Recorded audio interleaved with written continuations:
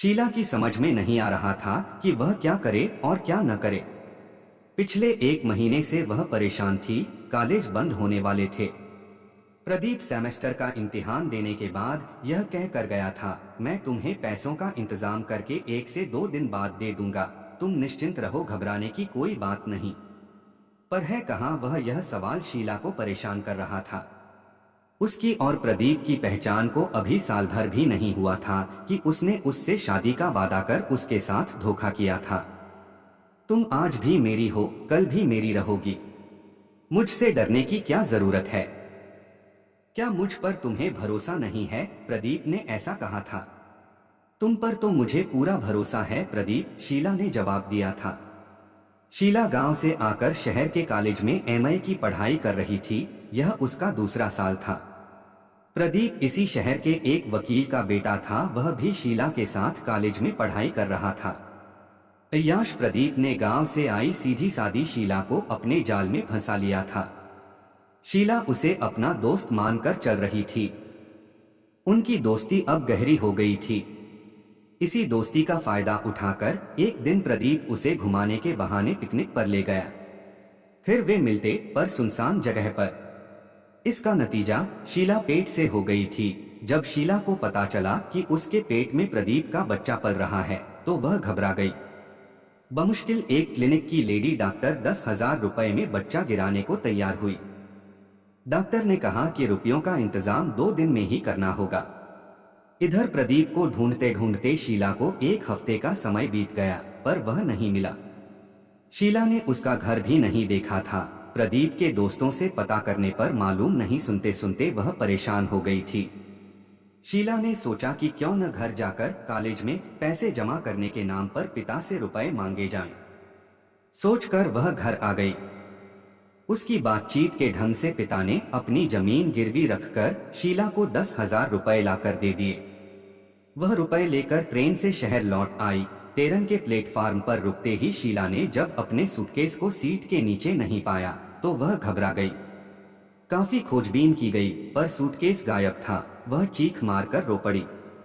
शीला गायब बैग की शिकायत करने रेलवे पुलिस के पास गई, पर पुलिस का रवैया ढीला ढाला रहा। अरे शीला, पहचाना मुझे? मैं सुधा, तेरी बचपन की सहेली। वे दोनों गले लग गईं। कहाँ से आ रही है? सुधा ने पूछा। घर से, शीला बोली। तू कुछ परेशान सी नजर आ रही है, क्या बात है? सुधा ने पूछा। शीला ने उस पर जो गुजरी थी सारी बात बता दी। बस इतनी सी बात है, चल मेरे साथ। घर से तुझे 10,000 रुपए देती हूँ, बाद में मुझे वापस कर देना। सुधा उसी ऑटो रिक्शा से शीला को अपने घर लेकर पहुंची। शीला ने जब सुधा का शानदार घर देखा तो हैरान रह गई। सुधा, तुम्हारा झोंपड़पट्टी वाला घर, तुम्हारी माँ अब कहाँ है? शीला ने सवाल थोड़ा घबरा कर किया। वह सब भूल जा, माँ नहीं रही। मैं अकेली हूँ, एक दफ्तर में काम करती हूँ। और कुछ पूछना है तुझे? सुधा ने कहा, ले नाश्ता कर ले, मुझे जरूरी काम है। तू रुपए लेकर जा, अपना काम कर, फिर लौटा देना, कहकर सुधा मुस्कुरा दी। शीला रुपए लेकर घर लौट आई। अगले दिन जैसे ही शीला ऑटो रिक्शा से डॉक्टर के क्लिनिक पर पहुंची तो वहां ताला लगा था। पूछने पर पता चला कि डॉक्टर बाहर गई हैं और 2 महीने बाद आएंगी। शीला निराश होकर घर आ गई। उसने 1 हफ्ते तक शहर के क्लिनिकों पर कोशिश की, पर कोई इस काम के लिए तैयार नहीं हुआ। हार कर शीला सुधा के घर रुपए वापस करने पहुंची। मैं पैसे वापस कर रही हूँ, मेरा काम नहीं हुआ, कहकर शीला रो पड़ी। अरे ऐसा कौन सा काम है जो नहीं हुआ? मुझे बता, मैं करवा दूंगी। मैं तेरी आंख में आंसू नहीं देख सकती, सुधा ने कहा। शीला ने सब कुछ सच सच बता दिया। तू चिंता मत कर, मैं सारा काम कर दूंगी, मुझ पर यकीन कर, सुधा ने कहा। और फिर सुधा ने शीला का बच्चा गिरवा दिया। डॉक्टर ने उसे 15 दिन आराम करने की सलाह दी। शीला बार बार कहती, सुधा तुमने मुझ पर बहुत बड़ा एहसान किया है, यह एहसान मैं कैसे चुका पाऊंगी? तुम मेरे पास ही रहो, मैं अकेली हूँ, मेरे रहते तुम्हें कौन सी चिंता? शीला अपना मकान छोड़कर सुधा के घर आ गई। शीला को सुधा के पास रहते हुए तकरीबन 6 महीने बीत गए। पिता की बीमारी की खबर पाकर वह गांव चली आई। पिता ने गिरवी रखी जमीन की बात शीला से की। शीला ने जमीन वापस लेने का भरोसा दिलाया।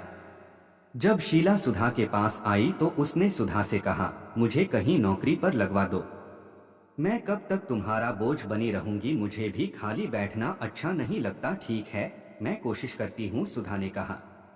एक दिन सुधा ने शीला से कहा, सुनो शीला, मैंने तुम्हारी नौकरी की बात की थी। पर कहकर सुधा चुप हो गई। पर क्या कहो सुधा, क्या बात है, बताओ मुझे। मैं नौकरी पाने के लिए कुछ भी करने को तैयार हूँ। सुधा मन ही मन खुश हो गई। उसने कहा, ऐसा है शीला, तुम्हें अपना जिस्म मेरे बॉस को सौंपना होगा, सिर्फ एक रात के लिए, फिर तुम मेरी तरह राज करोगी।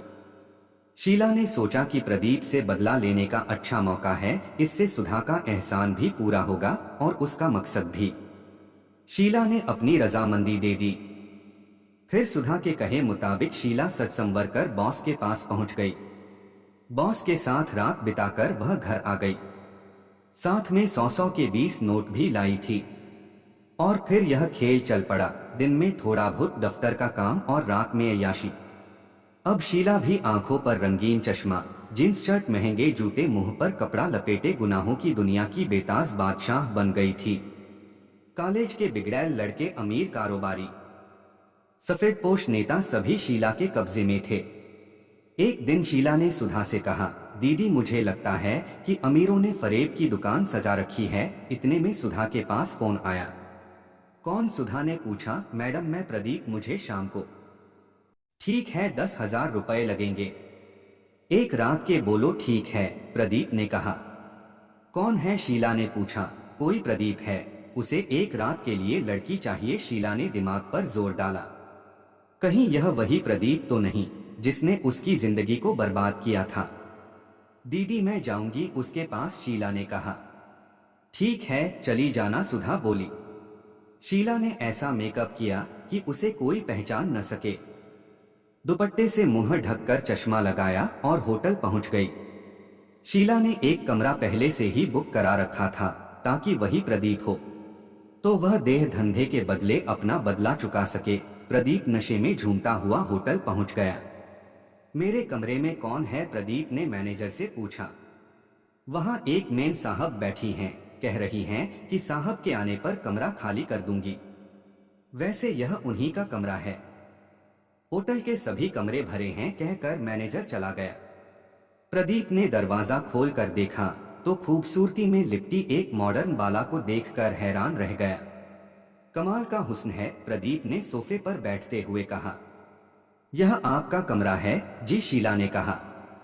मैं आपका नाम जान सकता हूँ? प्रदीप ने पूछा। मोना, आप कपड़े उतारिए और अपना शौक पूरा करें, समय बर्बाद न करें, इसे अपना कमरा ही समझिए। इसके बाद शीला ने प्रदीप को अपना जिस्म सौंप दिया। वे दोनों अभी अय्याशी में डूबे ही थे कि किसी ने दरवाजे पर दस्तक दी। प्रदीप मुंह ढककर सोने का बहाना करके सो गया।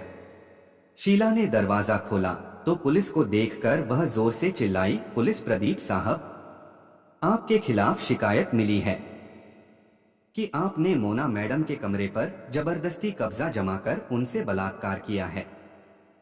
आपको गिरफ्तार किया जाता है, पुलिस ने कहा। जी, मैं यह सुनकर प्रदीप की घिघी बंध गई। पुलिस ने जब प्रदीप को गिरफ्तार किया तो मोना उर्फ शीला जोर से खिलखिलाकर हंस उठी और बोली, प्रदीप जी, इसे कहते हैं हुस्न का बदला। दोस्तों, यह कहानी आप लोगों को कैसा लगा? अच्छा लगा तो वीडियो को लाइक और चैनल को सब्सक्राइब कर देना। वीडियो देखने के लिए आप लोगों को दिल से धन्यवाद।